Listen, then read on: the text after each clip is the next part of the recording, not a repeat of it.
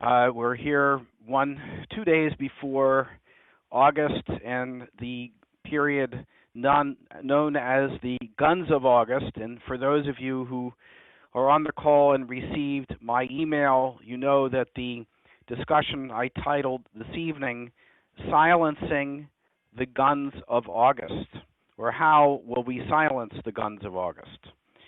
So that in a few moments, we will have on the phone with us Lyndon LaRouche, and we'll get underway and have a full discussion. I hope everyone who's on here this evening, whoever had a question they wanted to ask Mr. LaRouche, is prepared to get on and ask that question.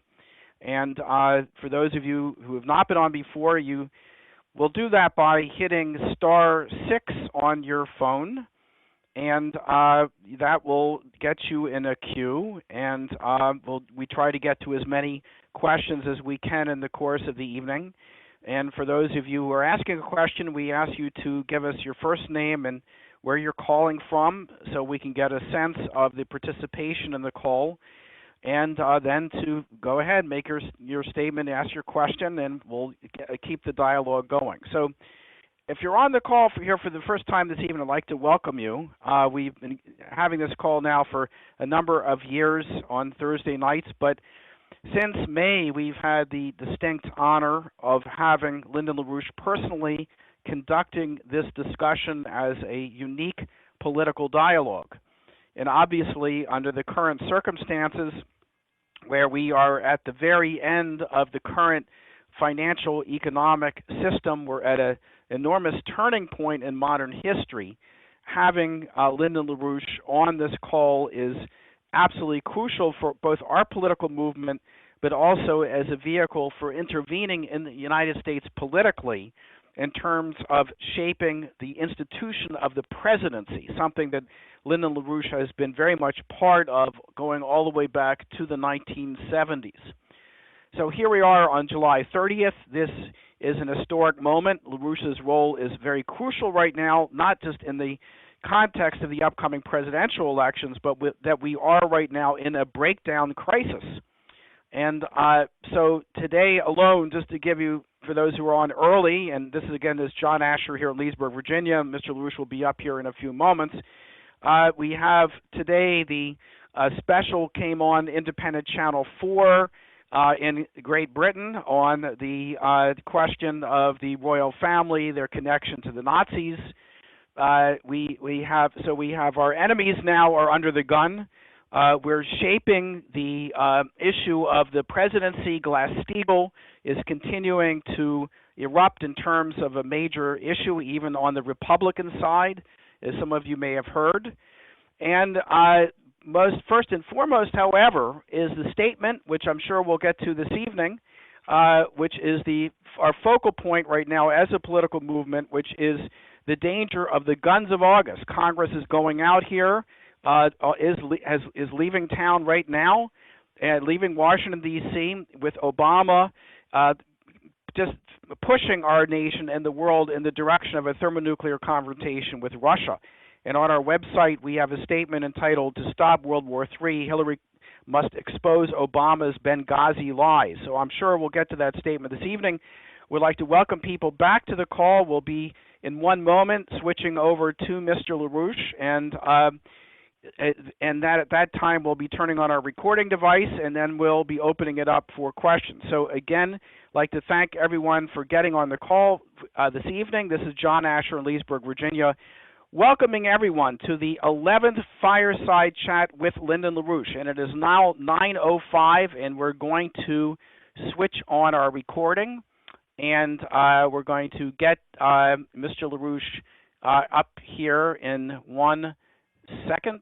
Let me unmute my little button. This conference is being recorded. Well, good evening, everyone. This is John Asher in Leesburg, Virginia, welcoming everyone to our 11th Fireside Chat with Lyndon LaRouche.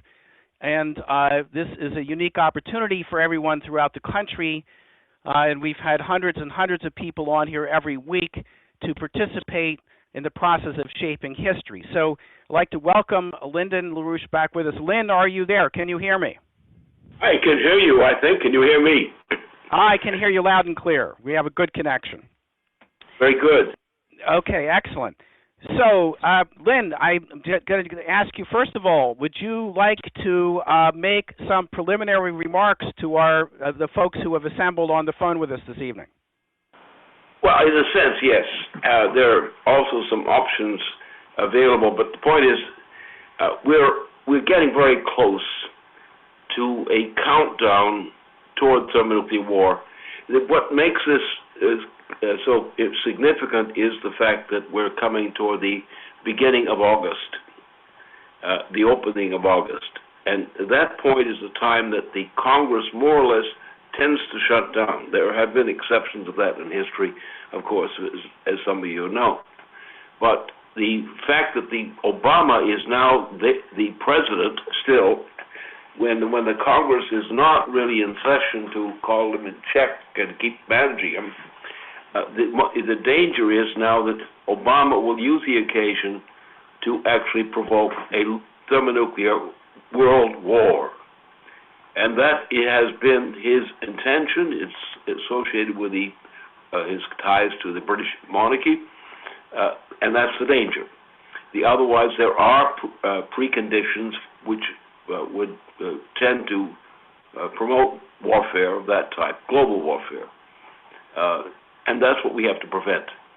And the way we have to prevent that is now, since the Congress is not really being serious about managing control over the presidency, we have to take unusual steps, public opinion steps in particular, to make sure that Obama is held in check and does not use the occasion of the month of August in order to launch a thermonuclear war, because that war, if it were to be started, would be started by Obama. In other words, the war will not occur unless Obama causes it. And the alternatives, of course, are that we prevent Obama from having the option of launching the war. And whatever else we can do in terms of getting people aroused to warn Obama that he dare not try to use this month of August as his opportunity to launch general thermonuclear war, which would mean the following, would mean that Obama would be, in fact, launching the war. He would launch the war nominally against Russia. Now, Russia will not fire at the United States unless Obama does it first. Of course, at that point, within less than 1 minute, Russia will have to respond to any war launched by Obama. And therefore, you would probably find, after about 1 week of that, you would find almost nobody on the planet still alive. And that's the situation. Therefore, but the question is, the public of the United States has become so disorganized, so terrified, so confused, that it does not know how to protect itself against an evil president, i.e. Obama, who is intending to launch general thermonuclear war. And that is general thermonuclear war.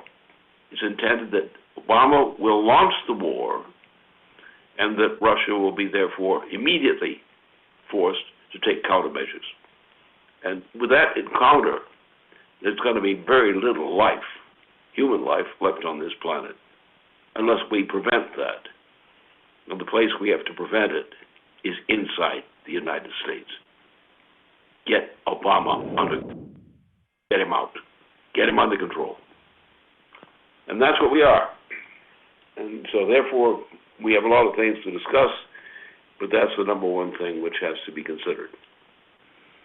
Okay, excellent. I mentioned to people before we started the call here this evening, Lynn, that we also have on the website, in relationship to that, a statement that you were involved in participating in writing, which is entitled, "To Stop World War III, Hillary Must Expose Obama's Benghazi Lies." So I'm sure some people might have questions about that as well. So I'm going to at this point, I'm turning on the Q&A queue. Q&A session started. And I'd like to tell everyone participating in the call this evening that you can get into the queue by hitting *6 if you are on the phone. We also would like to invite those who are listening on YouTube or Facebook or Twitter to post your comments there.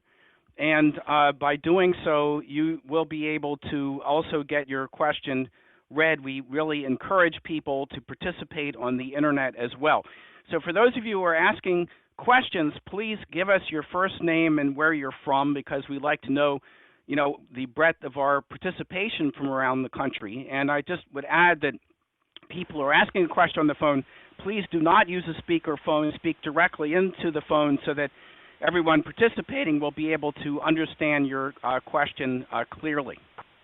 So we're going to take a first question up here. Here we go. Okay. Can you hear me? I do hear you. Okay. Yeah, Lynn, I really appreciate what you're trying to do for the country and the world.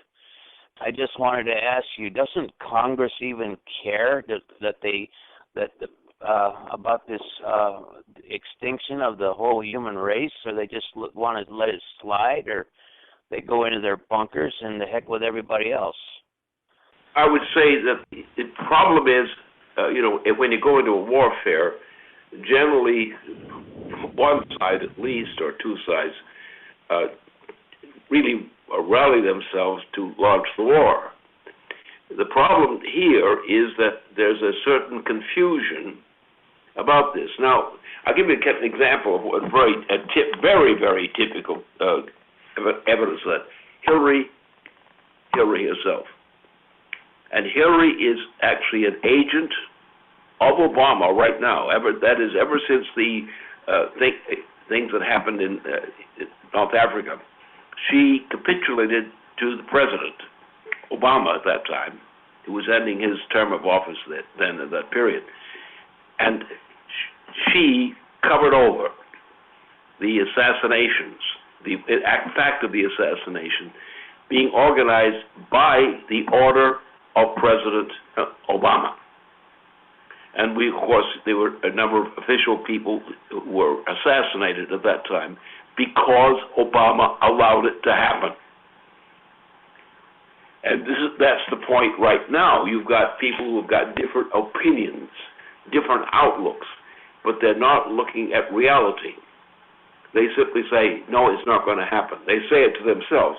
That's not going to happen. Don't worry, that's not going to happen. We're going to have a little war all along, but that's not going to happen. But if you look at World War II, for example, that's exactly what did happen. And that's what we're at now. We're at a World War II-like situation. And if we don't stop that war, that is by getting the President of the United States either to get kicked out of office or to come under great restraint by serious forces inside the United States, then you are probably going to be dead by the beginning of September. Okay, we'll take another question up here. Hi, yes, this is Chris from Boston. Yeah. Thanks for having me. Privileged talking with you. Privileged talking with you, sir, and what you're doing to raise awareness. Now, I know President Obama is an unconstitutional criminal, puppet for Wall Street and the British oligarchy, and I know he's far worse than Nixon. Nixon resigned. But what I'm trying to wrap my head around the fact that how is Obama just have the sole control over the nuclear arsenal? His Joint Chiefs of Staff or his advisors are just going to allow him to launch these missiles versus Russia? That's what I have a hard time wrapping my mind around, that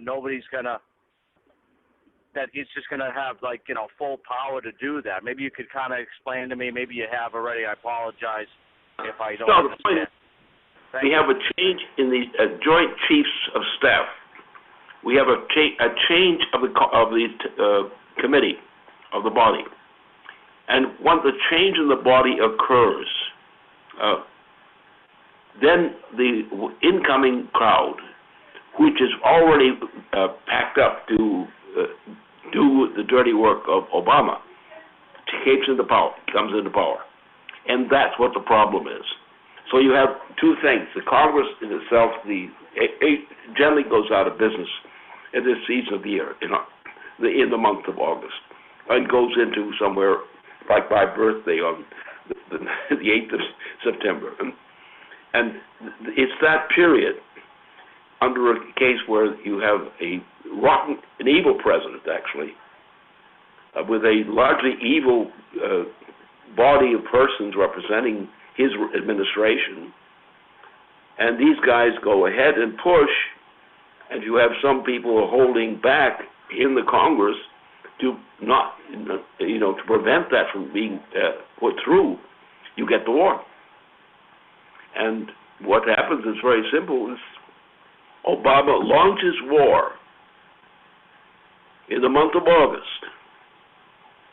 And if nobody in the Congress is really alert in a unified way in order to stop him from doing that, he can get by with it, with a majority force in the Congress, and other institutions. It can happen. If it happens, it will mean the launching of a war by the United States under the direction of Obama, and Obama will give the order, and that will launch a general thermonuclear war worldwide, because all the forces will react immediately. At that point, then Russia, the minute that Russia detects that Obama is launching right now, then Russia will react. And Russia has the most relevant military capability in respect to the United States on this planet. And that's the way it goes off. It goes off the same way that World War I went off. The way it went from a series of struggles starting in 1980s and going into the period of World War I itself. And that's the way these kinds of things work. So if we don't stop it, if we don't mobilize ourselves now to mobilize the forces inside the United States, including members of the Congress, many of whom will support this thing we're proposing, then if there is no such resistance to buck Obama, to challenge him, to threaten him, you're going to kill us, you're going to kill us, get out of their office now. And one of the best things that could happen is Hillary should be resign from office now. And if Hillary resigns, as she should, because she's done some very dirty things, but if she comes back and reminds her conscience goes to work, finally, after a long wait, then she might be able to do something, because she has the evidence which proves that Obama was a murderer. And murdered and supervised the murder of U.S. officials in North Africa. And he's done murders all over the world. He just kills people. He just kills people all over the world. That's what this guy's like. So don't assume he's a president who's a lawful creature. If there'd be one thing about him, about Obama, there's nothing honest about him. He's an evil character, pure evil. And you have to pull the tricks out from under him, which can be done. It can be done by forces of the United States if they come to their senses in time. But he's got to be stopped. He's got to be, and he won't stop him unless you throw him out of office. And that has to be done.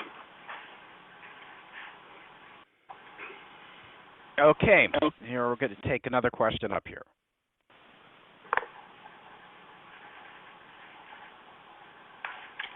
How is anybody going to stop Obama? Okay, could you just give us your first name and where you're from, sir? We can't. My name is Raymond. I'm from New York. Okay, so could you repeat the question again? Thanks. How do we go about stopping Obama from creating World War III?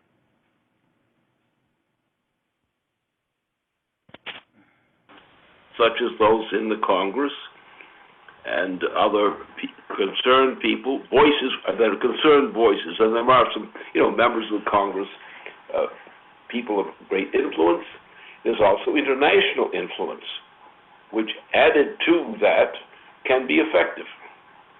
But the thing is, you look at the guy in the United States who doesn't want to stop Obama, and that's what the threat is against the United States. The people in the United States who don't want to stop Obama, they are the crooks who make it possible for Obama to launch that kind of war. If people of the United States do not accept that, if they rise in objection right now in this current month and beyond, that can be stopped. It can be stopped by the forces inside the United States themselves.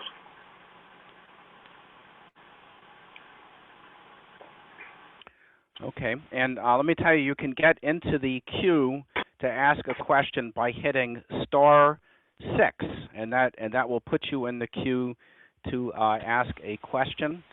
And so we're going to take another person up here. Here we go.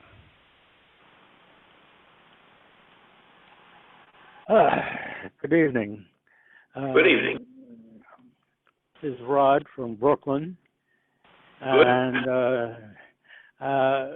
the thing that I find most irritating is when I present to a person that, Obama's going to start World War III, the denial factor is horrendous in most people. And the basic instincts of a lot of people is this is not going to happen.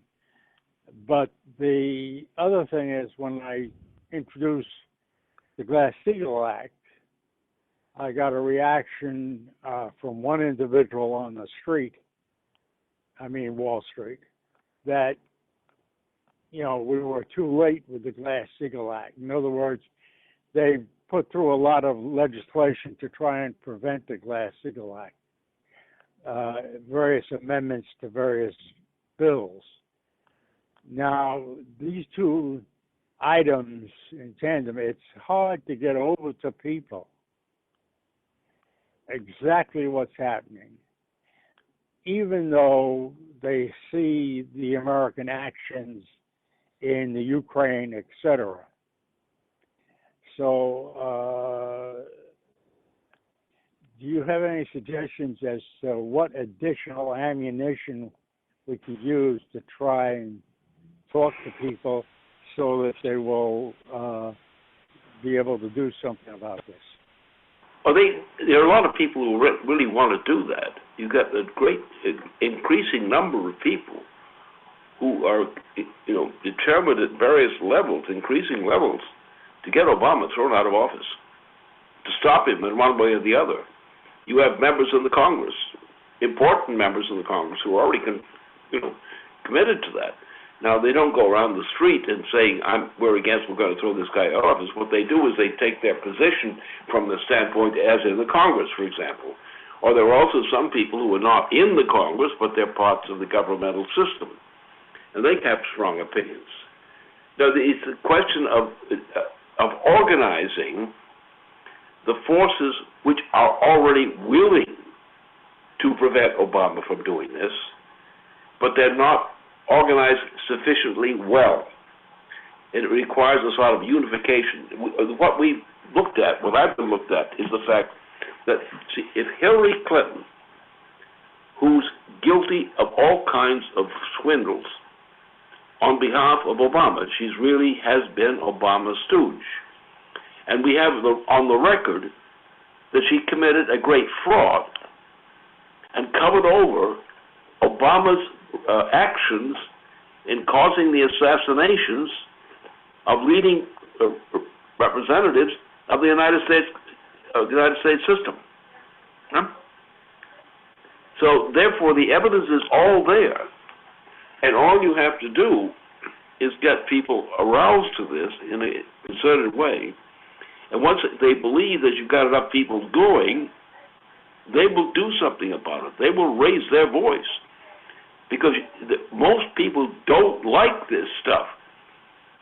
The problem is, how do they get riled up to the point to have the guts to do something about it? I don't think the problem is so much the popular vote or non-popular vote. I think the problem is it's a matter of guts.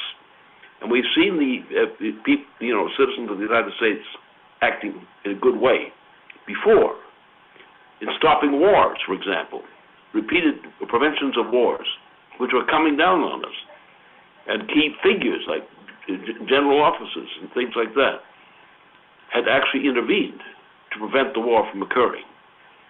So it doesn't require a great rousing thing to get this thing stopped. But you have to get it started. You have to get the opposition started. And the potential is there. It's there. They don't want this war. They don't want it. But the problem is you've got all these young people, for example, and what we've seen the physical and mental degeneration and moral degeneration of the younger generations, especially during this part of the history. Just think of it. Think about all the teenage people and someone around that age who are running around loose. And they're nuts. They're totally corrupted. It's not their fault, essentially. It was society created this situation. But that's where the problem lies. And, what do you do? What do you say? We can win or we cannot win? No, you say we're going to stop it. In other words, don't say, well, they're not going to stop it, so it'll have to happen. I say no.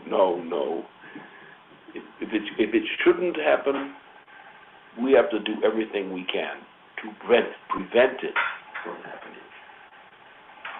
And noodle your neighbors on that one. You want to be exterminated tomorrow morning? It could happen. Do you want to stop it? Or do you like it? That's the way to look at it. Okay, well, then I have an interesting question from someone from the internet, which I'm going to read to you. As you, I think, know, we have a significant audience right now also listening live on the internet, which can be throughout the United States and internationally. So this comes from a fellow named Tom, whom I believe is from Texas, if I'm not mistaken.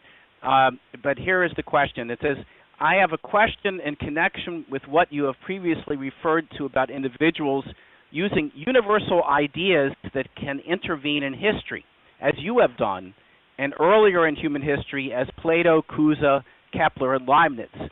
These have all been repulsed by the oligarchy that I really want to compare to a tumor that spreads out to the rest of the body cells and eventually the body will die. So in this situation, before the transatlantic financial system collapsed, how can individuals change the geometry at the last minute when the oligarchy has such a strong control over the mass media and institutions? Well, you've got a section of the last mass media which are very difficult to deal with. And this comes largely from the young people, very young people. Because what's happened is the degeneration, the moral and intellectual degeneration, especially the intellectual degeneration of the young people in the United States, in this part of history, as opposed to what was true still back in days when I was only ordinary adult citizen. But among the young adult citizen of today, and what came from that, they are very confused. They're disoriented. Look at what their habits are. And sometimes the habits of people gives you an idea of what the moral characteristics of people are. And the condition of the average citizen, the young citizen, or the young person who's not yet a citizen, is really, today, it's really sick. And therefore, you'd have to have people who have a responsible adult view, which most of these young people have no sense of what an adult view is, a responsibility. And you have to, those of us who represent that adult view, and just tell the young fellows who are screwed up, just tell them they're screwed up, and point out that, and the facts we have about what happened when Obama organized the assassination of people in charge in the United States under his charge. And Hillary covered over for the president in his fraud of murdering citizens of the United States who were in service in Europe, in North Africa. If you take that thing out and you say the right words, look, Obama lied, and Hillary helped him by lying for him. You got the evidence is there. It's on the record. It's available everywhere. If you want to get it, members of the Congress are aware of it, but they back off. They're cowardly. So you have to give them a little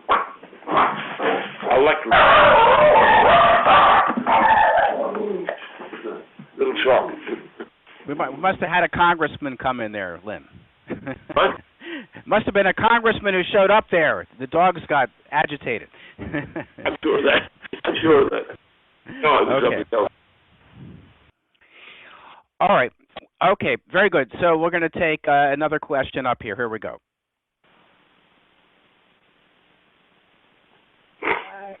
Is that me? Okay, speak up, please. I have a deep question, a deep concern. There is no birth certificate. He should not be the president. And I've got a long list of things that he's done that are not constitutional. And where are you calling from? Maui, Hawaii. My name is Don. Okay, Don, thanks. Is that you want Mr. LaRouche to comment on that? Please.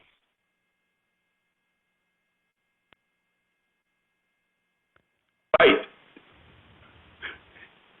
And we just have to keep doing it. We have to keep doing what we're doing right now. And, I'll be doing things. I have a certain advantage in, I'm an old man. You're a young man. I'm really an old man. And I still know these things and have a lot of experience. And I take advantage of that experience and knowledge that I've had accumulated over going on in the direction of very old, but I'm still functional, and therefore I do what I can, and I have influences in various circles. They're not tremendous, but the recognition of what I am and who I am and so forth is significant among important levels in our government, whether so forth. So I have a voice. And what I can do is I can help the voice that is needed by putting my own voice into support to remind people of what, on my authority, remind them that they have a responsibility to defend this nation and its people.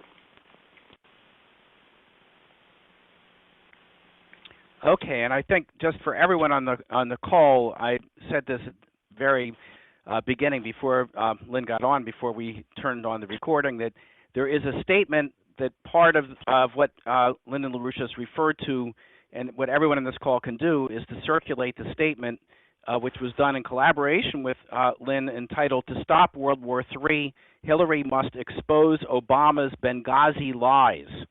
So I would encourage people to get that after this call and help us circulate it. It's really very, very, very, very urgent.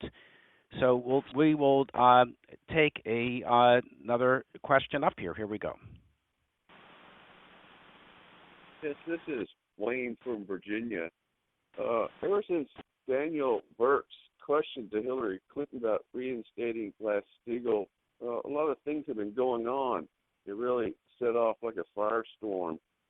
I think it was yesterday, a Congressman Meadows, he's a Republican from North Carolina, made a suggestion or to vacate the seat of the Speaker before they go on vacation, and this was supported by Walter Jones, also a Republican. And I just was thinking about it. You talked about these interruptions that happen. Is this one of these interruptions? What significance does it have into, stopping World War III? It does have great deal. I mean, members of the Congress, this is the case of Bonar, right? And you see the fact that somebody has stepped forward and with support to suggest that Bonar be thrown out of office right now. That is out of his position right now. And that's a very serious development. And it's one which is a rather efficient development. Because what it does is you get a reverberation. A Bonar is a Bonar. There's no question about that. But he's really a louse in many respects. And if he comes under attention, an attack from other members of the Congress, they who would otherwise not attack him, they may grumble about him, they don't like him, he's a bum and so forth, all that stuff. But that goes under behind the back of the door. But when a member of Congress turns and says, this guy has got to be thrown out of his office right now, and he's a Bonar, that's a pretty insignificant event. And that has resonation. It's resonant throughout the members of Congress. They are shaken when they hear something like that, especially from what had been a leading member of the Congress. And the Congress is not as corrupt as some people think. The problem is the whole thing, the whole system of the congressional system is so weak in its ability to express its own moral intention.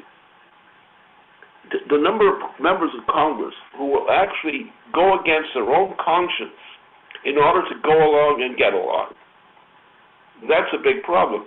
When you disturb that, and when you make a significant disturbance of that, you shake things, as has been being done with Bonar right now. In other words, if he hadn't been attacked the way he's attacked, and there were members of Congress who sympathized with the attack on him, it wouldn't happen.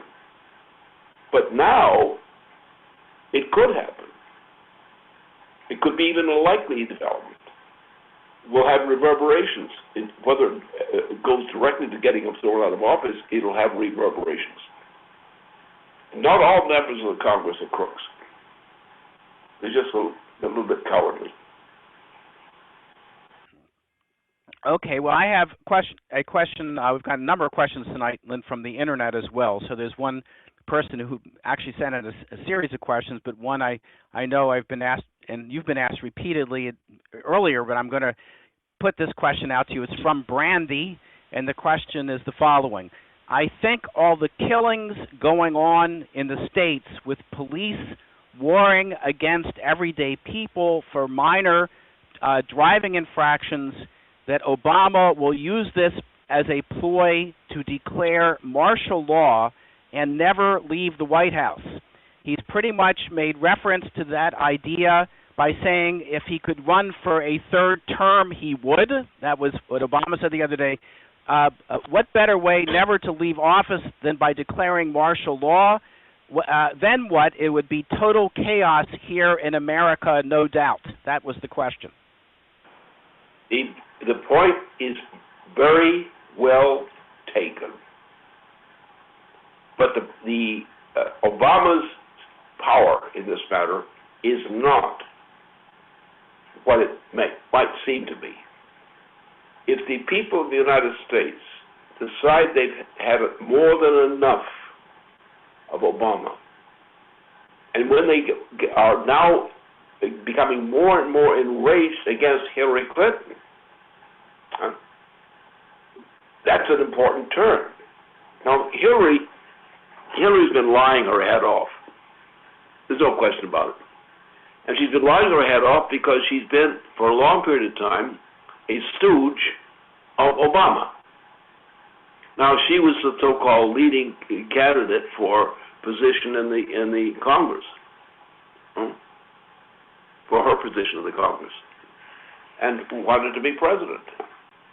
Well, she's not going to be president now.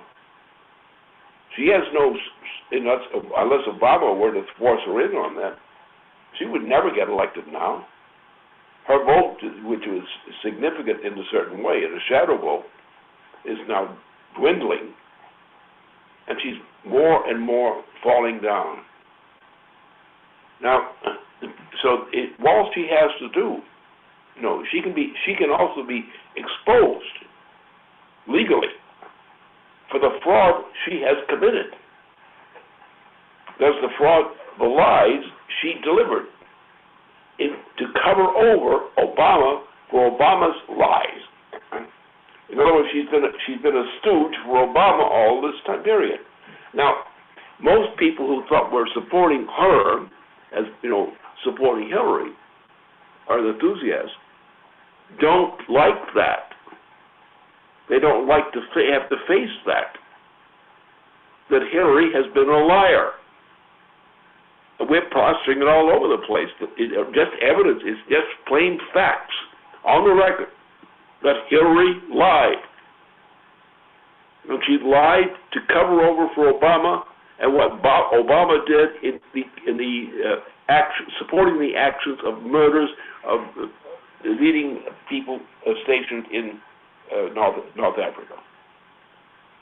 She consciously betrayed people who were being murdered under the orders of Obama. U.S. officials being murdered in North Africa by the consent of Obama, who lied to make this possible. And she, when he turned on her and demanded, she caved in and made the same lie herself. So therefore, she's very vulnerable. You get that relationship between Obama and Hillary on that issue. Put that out publicly, widely. She's finished and he's finished. And now is the time to do it. All she has to do is come honest, and she can get some compensation for all the sins she's committed recently. Okay. All right. I'm going to take another question up here. Okay, this is Dennis from Arizona. I have a couple of questions, one of which is about Bill Clinton and Glass-Steagall. It seems like his moral character and lack thereof was a significant factor in taking down a Glass-Steagall. And he hasn't educated his wife about doing anything to put it back together. Have you talked to him about? He appears to do nothing, and don't we need to say he was really responsible in many ways for destroying the American dream? So, what is your thoughts on that? Oh, there's some real facts which are really important to get this, because it's a human story. Bill Clinton had no intention of doing anything like he did in the last term of his office, the very last term. What happened was the Queen of England personally used some of her troops, international conspiracy specialists, and they used a message which they put into the Republican Party. And the leadership of the Republican Party committed a fraud against everything. They're the ones who did it. Now, what happened in the process is that Hillary became an opportunist.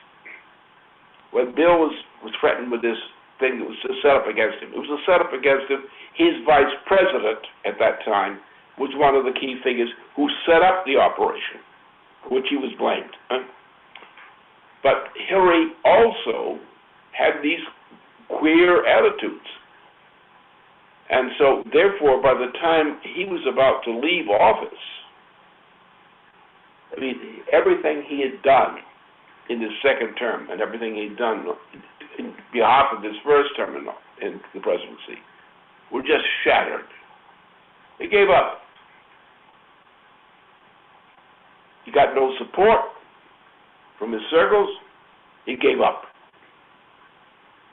And that's how the Glass-Steagall law was destroyed.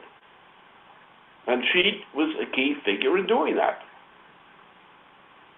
And it was her influence on him, which is really a part of the process that he would do that. He knew better, but he was enraged and, suffered in this thing. He got no support. People just jumped on what was the frame-up against him.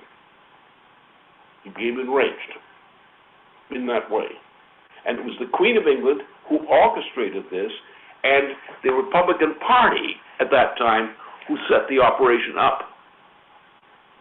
And the Vice President of the United States then, his Vice President, was directly involved in that stunt that was used to disturb his position as President. Now, that's the case, and she didn't do much to defend him. And she had the facts, but she didn't do much to defend him. So that's the way things sometimes go, if you let them go. Let me add something else. Look, what I know of Bill Clinton, I should give you the following bits of information, which makes the thing much clearer. What had happened, I had an earlier period where I was dealing with a broken down former Soviet system. And I just went in there and to meet some people and find out what was going on, because the Soviet system was finished, gone. And had some Russian figures of some note who came to visit me, and that induced me to actually make the trip to Russia. So I went through this process for a period of time, had some intimate knowledge of what Russian politics were under those conditions. Then I was out of the picture. But at a later point, I was recruited to go back into the Russian situation. And what they did is they accepted me as some kind of an expert, an advisory expert. And so the leadership of Russia at that time, the leading people in Russia, presented the case to me and asked what my opinions were at various levels after we'd had the opening discussion. And these were all the leading figures in Russia at that time, the most leading figures. And so they had me there, and in the process they would then turn to me and say, now, here's the case. What's your advice? And so I gave them some advice. And the advice was that Bill Clinton, who was then president, had an understanding of what this whole business was about. And I had proposed to him a way to approach this thing. He said, yes, but I'm going to wait until my second term before I do it. Now what happened is that wait till the second term was problematic. Because in the meantime, the Russian situation had become worse. The economic situation was worse. And in the meantime, there was around the economic situation, there was a new administration that came into Russia, and they made a mess of the whole thing with a big speculation operation, what is gambling operations. So what happened then, Bill who was determined to follow what I had proposed as his policy, my recommendation, postponed that until he would enter his second term of office. The reasons for that are fairly understandable. But what happened is that at that point, precisely at that point, you had the Queen of England using her agent, who was operating inside the United States, that is her chief spy at the moment, operating inside the United States, set up an operation.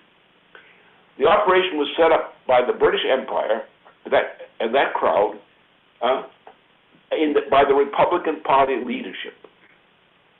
So the frame-up against Clinton was done then. And after that, at that point, everything went down because he got no support to speak of from anyone, including his own wife. And of course, his second was actually plot was involved in organizing the stunt for which he was blamed. At that point, Bill Clinton was really mushed up. I mean, everything that he'd done, and he'd done a great deal of good. Everything he had done, I mean, he's Bill all the way through. I mean, don't make any mistake about it. He was always Bill. But he was also a well-meaning person. But he got set up. He got set up by especially the Queen of England, and I know that for a fact. The head of the Republican Party, that's a fact. His own vice president, and that's a fact. A man who's gone through that, has been a president for one term, comes back into a second term and gets this kind of shebang against him, he gets a little bit shaken up. And he wants revenge. He doesn't want evil revenge, he wants revenge. He wants to organize something so that he will get compensation for what he went through in terms of political recognition.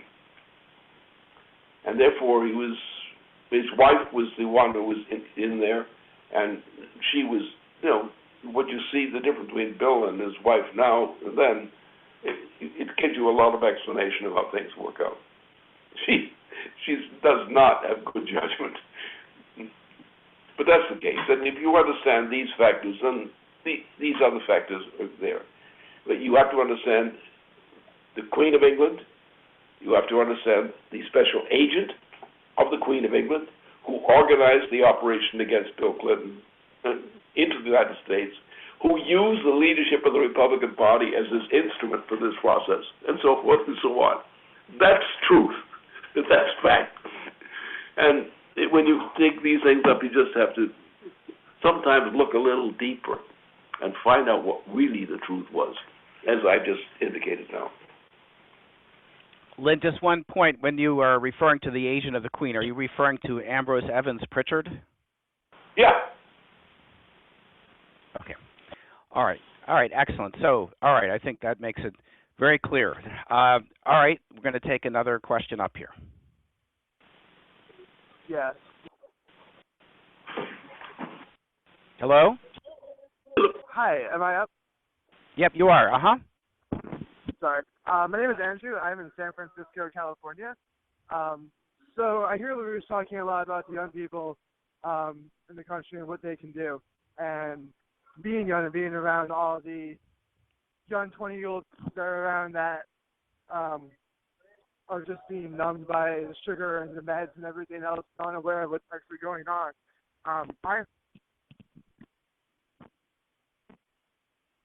Andrew? I think we lost the connection, Andrew. Maybe you could call back in because it just dropped. Okay. Now I can hear you. Go ahead. I was just saying that I am a young person in this country, and I'm very well aware of of everything that you're saying. What can I do? Well, first of all, the California situation has a very specific characteristic right now. There is a water crisis in California, that's known. But the water crisis is not that simple. It's not a simple matter. There are cures for it. Now, what's happened is you had a governor of California at one point earlier, and he as a governor, his tenure was excellent. But then after he left office, as the older governor, he got a new bunch of crowns in there, including, guess what, imported movie stars from who knows from what of hell they came from. And so when the new governor, now, the current one, was completely a real piece of work. There's no moral character left in this guy, unlike his father. Now, so therefore, they're coming up with this idea that they're going to say, we're going to cut the water supply, as we are short of water. Therefore, we're going to cut the water supply further. Now, nice name, nice words for California, right? And most people don't understand how to deal with these things on that scale. Now, what the fact is, there is an apparent water crisis in both Southern California and Middle California, and also adjoining states. Texas is one of the states that's hit by this kind of thing. So the question is, what's the solution? Is there a water crisis? Do we have to cut everything to dry people out, take away their water, reduce the numbers, things like that? No, we don't. Because the point is that they operate on a false assumption about science. The point is that you have Earth, Mother Earth, so-called. You have the galaxy, as much, and so you have instruments, including the system, the solar system, the galaxy. These are systems within the United States or the American people's level of operation. And first of all, we try to understand these principles. We try to understand the weather. We try to understand the galactic system. And we get some ideas. And we find out that the major source of water for people on Earth is supplied chiefly by the galactic system, not by Earth's system, not by the local weather, by the galactic system. And there are several aspects of that thing going in between that, but that's the simple case. So therefore, we do know, we understand how the water system works on Earth, including the effect of the weather systems which are located in the galaxy. We find out there are principles which operate, which are not well understood by ordinary people, and there are ways in which we can induce a better water distribution for areas such as Southern California. It takes some work, but look, first thing you look at, you say, well, what's next to Southern California? Isn't that the Pacific Ocean? Isn't that the biggest ocean we have on this planet?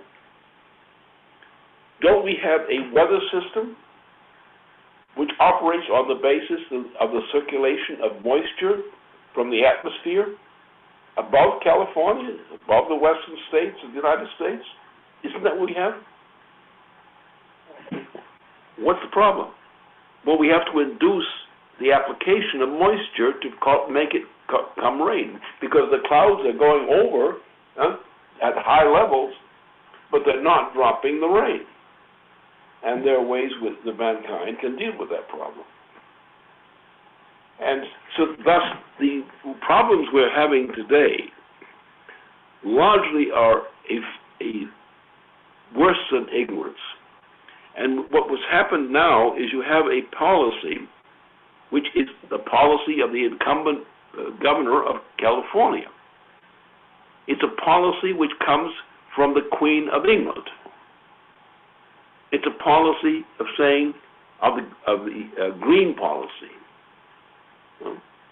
It's the policy of eliminating human beings from the United States and so forth. And therefore, this policy is being used with this interpretation, this false interpretation about the weather system, when mankind has the means to fix the weather system. And therefore, that the solution lies in this presentation of the evidence, the scientific evidence, which does exist, which is available, but it means we're going to get at some people getting wise to what the science of the matter is. The fact is, most people are ignorant of the scientific principles I just referred to. But those scientific principles, when addressed appropriately, can provide the solutions for this kind of problem. Okay. All right. Thank you, Lynn. And we're going to take the next question. Good evening. This is Jim from Michigan. My thoughts tonight are about the introduction of the Glass-Steagall bill by the Senate. What the language that is in that Senate bill calls for allowing the too-big-to-fail Wall Street system to have up to 5 years to get this sorted out. And I'm not sure if the language in there is exactly the same as the original Glass-Steagall bill. But my question is, how does that prevent Title II of the Dodd-Frank bill from being instituted, even if Glass-Steagall, or when Glass-Steagall gets passed? How does that prevent Title II from being put into effect by the banking system? Well, very simply, the conditions already existed beforehand. What happened is when Bill Clinton was pushed into canceling Glass-Steagall, that's when everything went wrong. And it's been going wrong ever since then. And therefore, the only thing is to put in Glass-Steagall again in its original form, the Franklin Roosevelt form. And that settles the problem. Now, if you look about the question of equities and so forth, look, Wall Street is bankrupt. Wall Street is totally bankrupt. Everything related to Wall Street as a specific quality is evil. It's evil. It's destructive. What do you think has caused the reduction of the conditions of life of the United States, inside the United States, over these recent years? What do you think did that? It was Wall Street. And Wall Street's victory at that point in canceling Glass-Steagall. That's what did it. So what you should do is go back and get your money back from Wall Street. If they don't have the money, well, we're going to have to put you in bankruptcy. We're going to shut down Wall Street. And if you're not willing to do that, well, you might as well go to hell. Because that's what you're going to be sent to, pretty much. So the point is, Glass-Steagall must be imposed now, emphatically. And anyone who doesn't do that, boom, throw them off your ticket. They don't belong with you. They belong to something else. Dodd-Frank, do you know what Dodd and Frank mean? Do you know what their personalities are like? Do you know what they do? Do you know what kind of characters they are personally? Dodd-Frank. And it was Dodd-Frank that was a mechanism for shutting down Glass-Steagall. And just go out and find out who Dodd and Frank were and make sure you shut them down. Well, I think Rachel Brown helped us with Barney Frank a little bit there, Lynn. So, okay, we'll take another question. Here we go. All right. Hello? Okay, someone probably can hear me talking to them now. You are definitely up. I can tell it's someone from New York. Yep. Well, I think someone doesn't realize that they're still muted. We're going to take another person up here.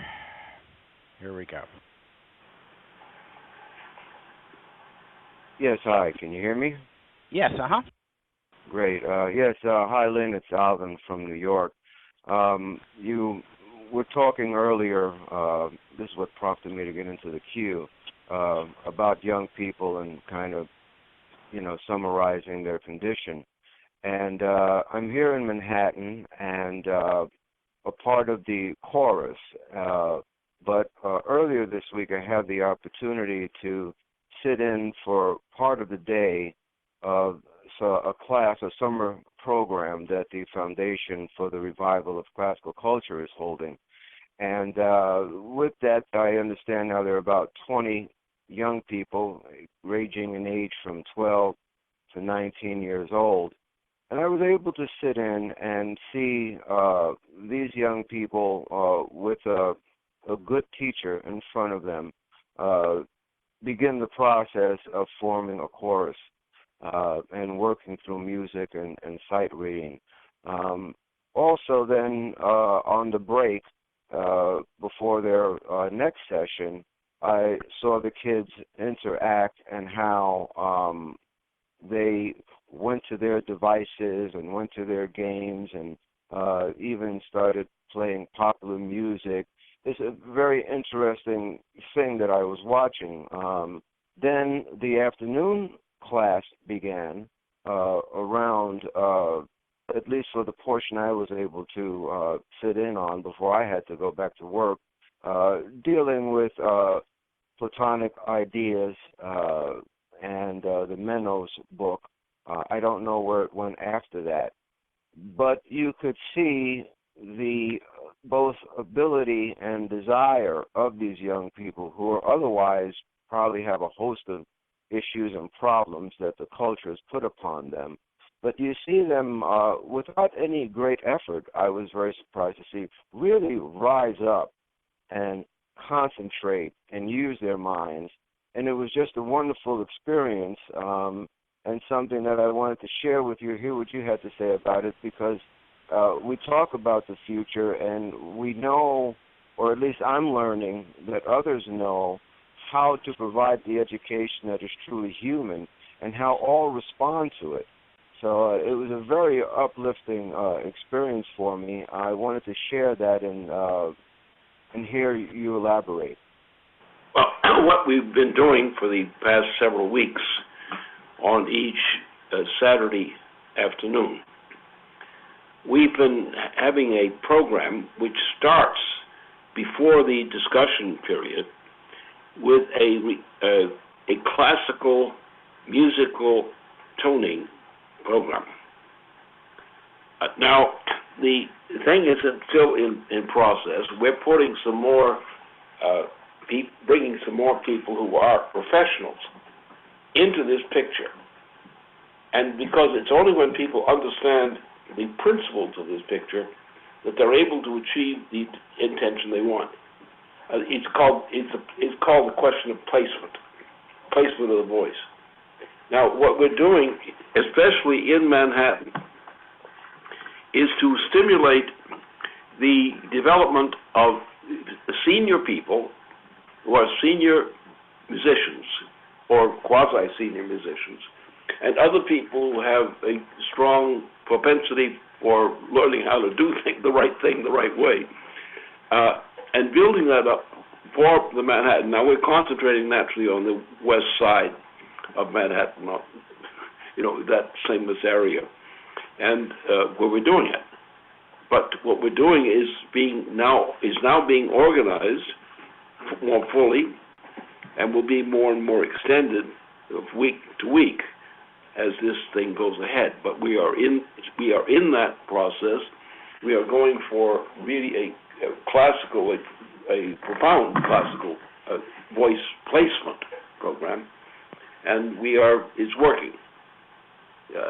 People are coming out of more limited skills in singing, but they're catching on, and they're being given really a serious development, as if to reach professional capabilities at early stages. That we're doing. And it can be. This is something which should be extended. New York is particularly useful for that purpose because there are more, apart from everything else that goes on in New York, there are some nests of people who really are devoted to participating in some program like that.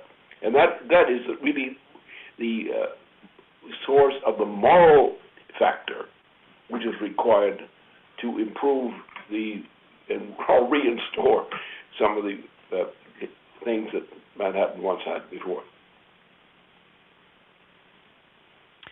Okay, and anyone who's on the call who has not been participating in these events, which are going on in Manhattan every week, I would encourage you to get on our website.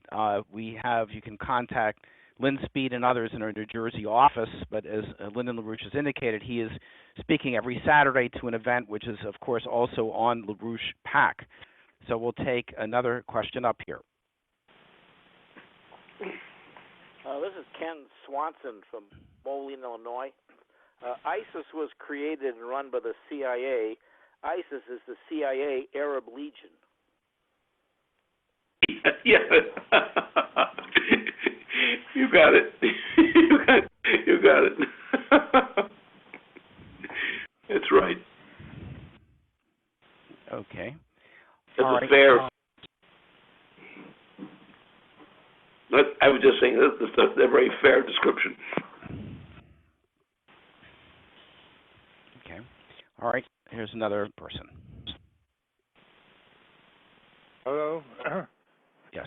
This is Donald Adams from New York, Long Island, and quite recently they put a civil defense thing on, which depicts a nuclear bomb and a heat wave coming on, and like this building and that building is not right because it's not kept up, and it's totally fraudulent because if a thermonuclear bomb came by, it would vaporize everything. So the conception is they're promoting a false conception based on a previous technology. I'm not sure I understand exactly what your point is. I'll try to understand it. Okay, well they came on with a thing how you can protect. Civil defense came on. Oh. And well, those things can be kind of problematic. I think the point is the development of more and more citizens to be conscious of this thing about their proper role, their rights and role to we function as citizens and to influence the policies of government. This is very important. And I think what you're saying is that this is something which is not really, shall we say, kosher. I think, Lynn, he was referring to some kind of civil defense indication of how people could survive a thermonuclear attack. He was talking about civil preparedness for thermonuclear. Yeah. That doesn't work at all, because if in the case, say Obama, let's be very precise. If Obama launches a war, it will be a thermonuclear war, not a nuclear war, not an ordinary war, not that kind of thing. And if it hits, the population of the United States will virtually vanish.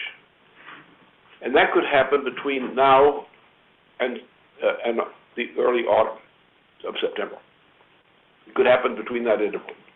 And unless we take steps to prod forces of influence to get Obama thrown out of office between the month of August, for example, then the chances of the United States survival is pretty poor, as well as most of the other nations of the planet.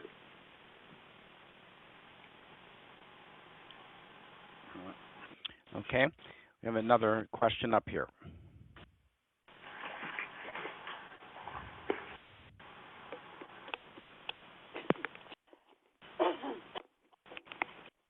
Hello? Yes,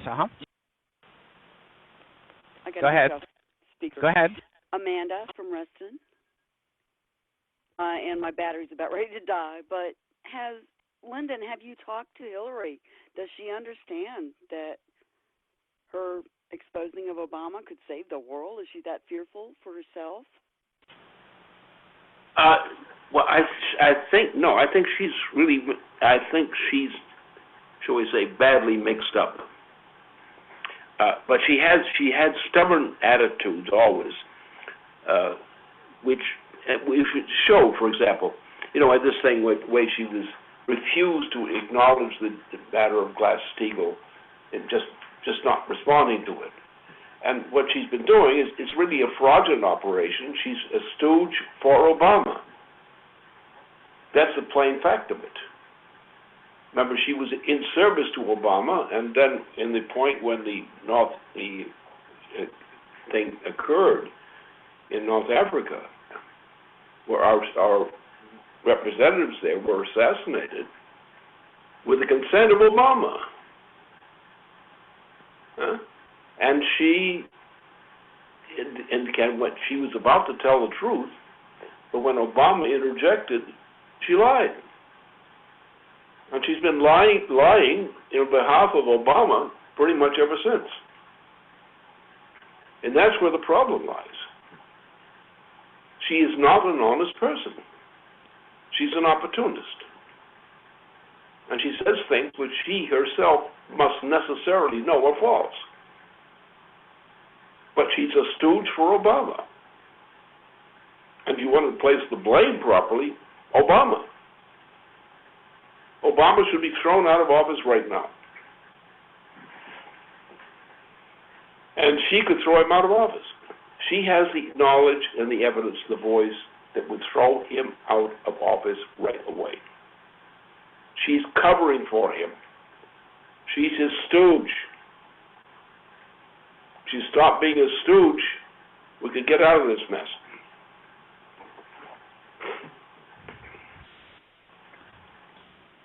Okay, we'll take another question. Here we go.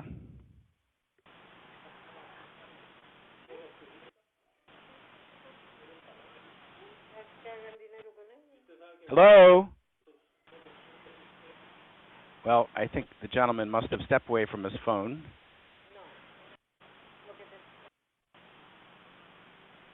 Okay, we'll try another person. Here we go.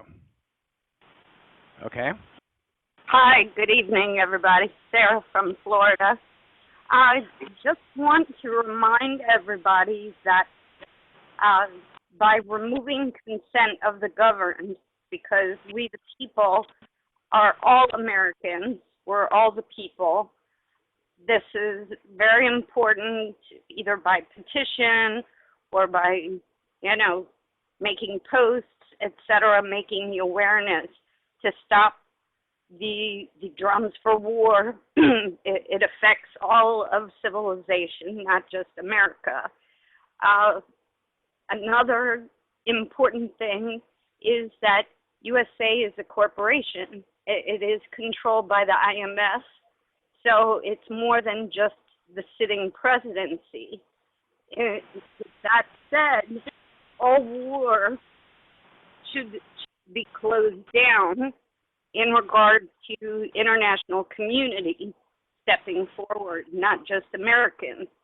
And I guess my most important remark, because I trust in the goodwill of global humanity to stop this drive to war, I think that we have a more practical issue with Iran, that we have Republicans and certain investment groups or cartels that want to prevent Iran's technology from reaching outside of its borders because they want to protect the oil industry and keep everyone back in the 19th century instead of 21st century development.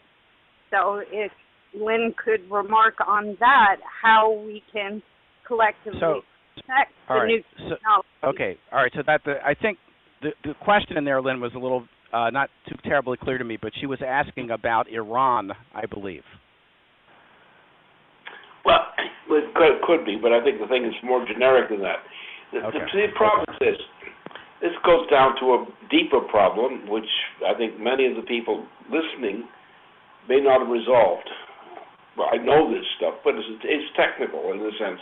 It's restricted to technical knowledge or expert knowledge. But the problem is, look at history. You have to look at history. You have to look at previous history, not just current history. That at the beginning of, at the end of the 1990s, what you had from the 1890s, what you had is a period of about 1 decade in which there was on one side a great movement toward physical science, improvement toward physical science. On the other hand, by the end of that century, you had a new idea, the idea of mathematics.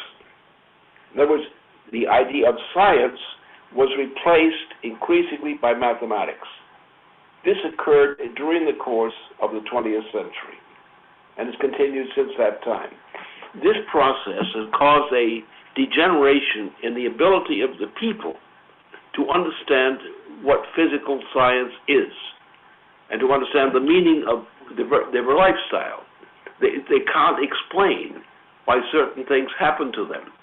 They know they happen to them, but they don't know why and who is and exactly what is doing it to them. But if you see now, you see that over the course, especially since the beginning of the 20th century, into this present century now, there has been a steady decline in the intellectual powers of our citizens of the United States and other nations as well.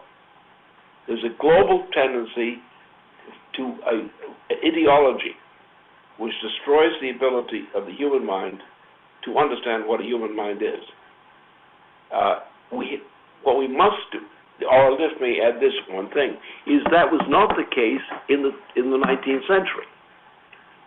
That is, during the period, the 19th century, the entire century, there was a different trend. There were complications, all kinds of things, bad things, still, yes. But the understanding of what mankind could do, what mankind is possible to do, that was clearer. And you find you had that last decade of the 19th century, you had some of the greatest geniuses we'd ever seen. But at the same time, those geniuses were being wiped out with a whole wave of assassinations during that period, and the entry into World War II. From that process, you have a moral and intellectual decline of the intellectual powers of mankind over the course of the long sweep of history from that time to this time. So what there's a great confusion which could be addressed very directly, which is my specialty in this thing. But it is something, there is a solution. The solution is there, but the education is not supplied. Some parts of the education are supplied, but the education of the principle of soul is not. And we're going to have to go now, and some other parts of the world are doing better than we are in the transatlantic period on this coin. But we're going to have to change the way we look at people as looked at people by people. And that's what the problem is. Why do you think that so many of your young children who have access to nominally the school systems of the United States, why are they so ignorant? Why are they so stupid? Why are they so decadent? Why? It was induced on them. They were induced to becoming degraded.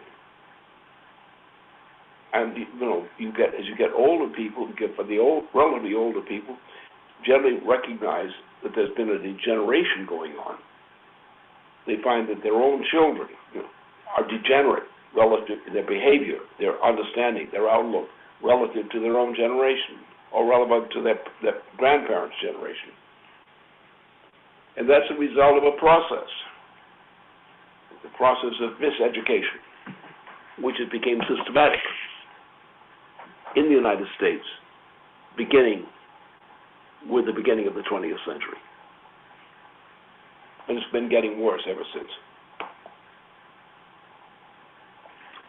So we have to correct that. Okay, well, and I have one last question, which it kind of goes back to what your original statement about the danger of thermonuclear war. It's from Tony he asked us via YouTube. It's from Tony from Lake Arrowhead, California, and he is asking the following question: will getting Hillary to say that Obama told her to lie about what happened in Benghazi and that it was only a demonstration that got out of hand be enough to bring Obama down? Tony says he doesn't think that would be enough, that something beyond that would have to come out. But that's what he's asking. Will that be enough to get Obama out for Hillary to talk about what Obama ordered her to say? Well, see, if she said what she knows and hadn't lied, retracted her lie, that would probably lead to a solution to the problem. And he would be out. That's the fact of the matter. It's her continuation to lie, which is the problem. If she decided to tell the truth, that would lead to an end of the problem.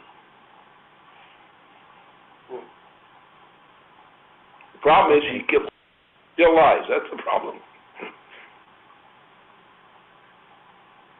Well, I would just encourage everybody on the phone this evening to back up what Lyndon LaRouche has said had to be done here by getting the maximum circulation in your local area. Congressmen will be leaving. They've left Washington, and we need to nail them, get them to take their responsibility. And one way is to do that is to get the statement that is on the website entitled "To Stop World War III, Hillary Must Expose Obama's Benghazi Lies," and that leaflet is available on LaRouche Pack under the action section. Get active under the leaflets.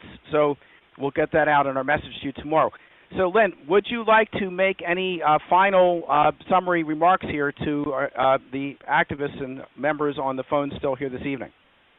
The point is, we're now coming down to the countdown. In other words, this month, the current month now, is the countdown. And during that period of the countdown, all the things that must be done in order to clear the decks of the countdown.